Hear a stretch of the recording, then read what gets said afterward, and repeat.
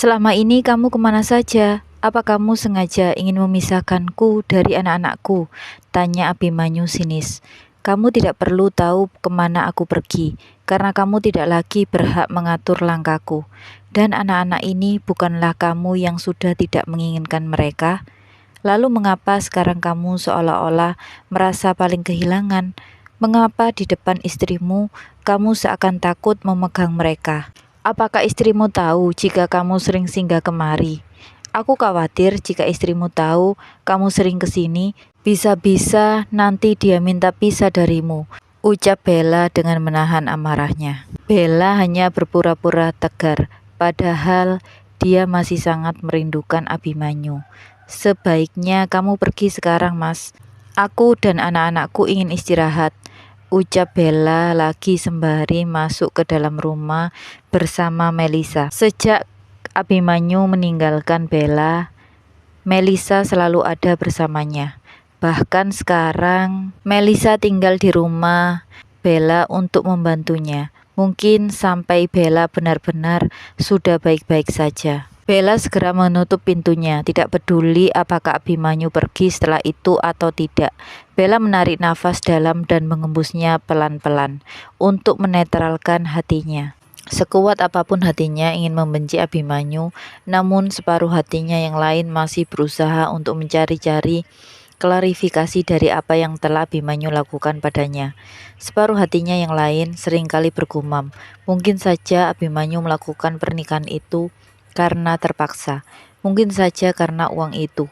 Barangkali uang itu adalah syarat untuk pernikahan. Sejauh pernikahannya bersama Abimanyu, memang Abimanyu belum pernah sekalipun menyakiti hatinya.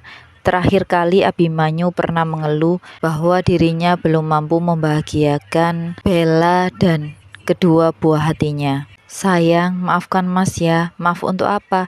Ya, karena Mas belum bisa memanjakanmu dengan kemewahan. Gaji Mas selalu habis untuk kebutuhan sehari-hari kita. Tidak apa-apa Mas, asalkan kamu selalu setia padaku dan anak-anak kita. Aku ikhlas Mas. Aku yakin suatu saat rezeki yang melimpah akan datang pada kita. Abimanyu tersenyum saat mendengar jawaban dari Bella. Abimanyu merangkul dan menciumi kening Bella. Apa kamu tahu, seringkali Mas selalu berkhayal. Andai saja ketika Mas pulang bekerja, Mas menemukan satu tas berisi banyak uang, pasti itu sangat membahagiakan. Karena Mas bisa berikan semua uang itu padamu. Kebahagiaan itu tidak melulu tentang uang, Mas. Ketika kamu hanya melabuhkan cintamu padaku dan anak-anak, itu jauh dari kebahagiaan yang sesungguhnya. Bella seakan terus berharap jika tindakan Abimanyu itu hanya semata-mata karena uang. Karena dengan demikian Bella tidak perlu membenci Abimanyu terlalu dalam. Karena jika benar pernikahan dadakan Abimanyu itu hanya karena uang yang berjumlah 200 juta, itu artinya tindakan Abimanyu itu adalah wujud keputusasaannya karena dirinya merasa tidak akan mampu mendapatkan uang sebanyak itu tanpa mengorbankan dirinya. Dan pernikahan dadakan itu adalah wujud dari besarnya cinta Abimanyu padanya, sehingga harus mengorbankan dirinya. Perlahan mata Bella terpejam dan meneteskan air mata kerinduannya pada Abimanyu. Begitu sulit untuk melupakan seseorang yang bertahun-tahun telah menghiasi hati dengan kebahagiaan dan senyuman. Sesudah membersihkan rumah dan menyiapkan sarapan untuk kedua buah hatinya serta sahabatnya. Bel, aku lupa hari ini adalah pernikahan Randy, ucap Melisa di meja makan saat sarapan bersama Bella. Randy? Maksudmu Mas Randy temannya Mas Abimanyu yang kamu jumpai waktu itu? Tanya Bella. Iya benar, dia mengundang kita. Bagaimana Bel? Apa kita perlu ke sana? Tanya Melisa. Tentu kita harus ke sana untuk mengucapkan selamat padanya, ucap Bella. Tetapi bagaimana jika ada Mas Abimanyu di sana? Tanya Melisa. Loh, memangnya ada apa jika dia ada di sana? Apa kamu tidak akan bersedih, Bel? Tanya Melisa. Lagian buat apa aku bersedih karena dia? Tapi sepertinya anak-anak akan aku titipkan. Aku tidak ingin anak-anakku melihat dia sekarang, karena aku takut mereka kembali mengingat ayahnya. Akhir-akhir ini mereka sudah mulai melupakan ayahnya karena kesibukan bermainnya. Baik Bel, oh iya bagaimana sebelum ke sana kita ambil dulu mobil barumu di dealer. Katanya nanti pukul 1 siang sudah bisa diambil, benarkah? Baiklah kalau begitu kita pakai taksi online saja untuk ke kafe baru kita, ucap Bella. Melisa, ya, aku ingin berhijab. Bagaimana pendapatmu tentang itu? Tanya Bella yang sedang berdiri di bak pencucian piring untuk mencuci bekas piring sarapannya. Apa kamu yakin dengan keputusanmu ini?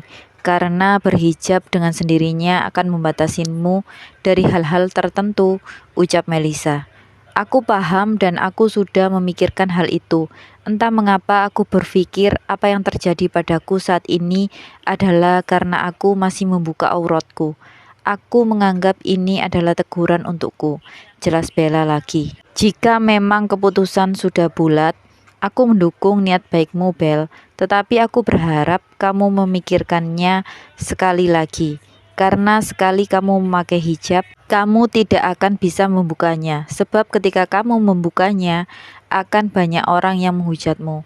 Keputusanmu memakai hijab sebenarnya adalah keputusan yang cukup berat, ucap Melisa lagi.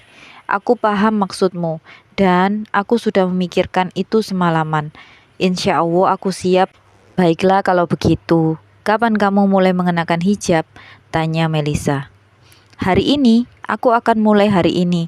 Sebentar, aku akan kenakan hijabku dulu. Setelah itu, kita akan berangkat ke kafe terlebih dahulu untuk membawa Vina dan Azam kepada Intan, ucap Bella yang bergegas ke kamarnya. Masya Allah, kamu terlihat sangat cantik dengan hijabmu, Bel.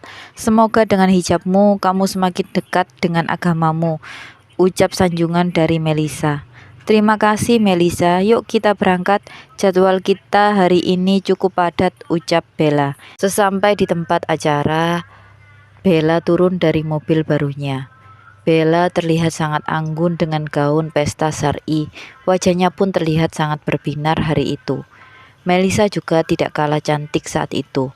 Bel, bersikaplah kamu seolah tidak melihatnya, ucap Melisa berbisik. Apa dia ada di sini? Tanya Bella pelan sembari menatap lurus ke depan. Ya, dia di sini dengan istrinya. Tunggu dulu, aku juga melihat Ibu Vira dan Bapak Rozak. Mereka berada di sebelah kiri kita, jelas Melisa. Bagus, carilah tempat duduk tepat di depannya. Baiklah, mari kita berjalan ke depan.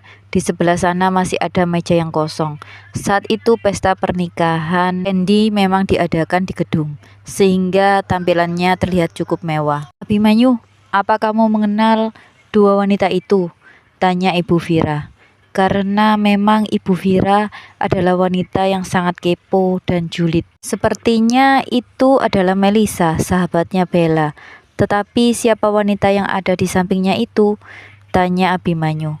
Tunggu, bukankah itu Bella? Bella sekarang berhijab, ucap Abimanyu yang terlihat terpana melihat mantan istrinya itu. Ucapan Abimanyu barusan membuat istrinya terganggu dan melihat ke arah Bella. Tasya tampak mulai cemburu dengan penampilan Bella saat itu. Jelas jauh lebih mewah daripada penampilannya. Apa benar itu Bella? Tanya Ibu Vira penuh selidik. Entahlah Bu, tetapi wanita berhijab itu terlihat sangat mirip dengan Bella. Dan dia terlihat sangat cantik, ucap Abimanyu tanpa sadar jika sekarang Tasya bersamanya.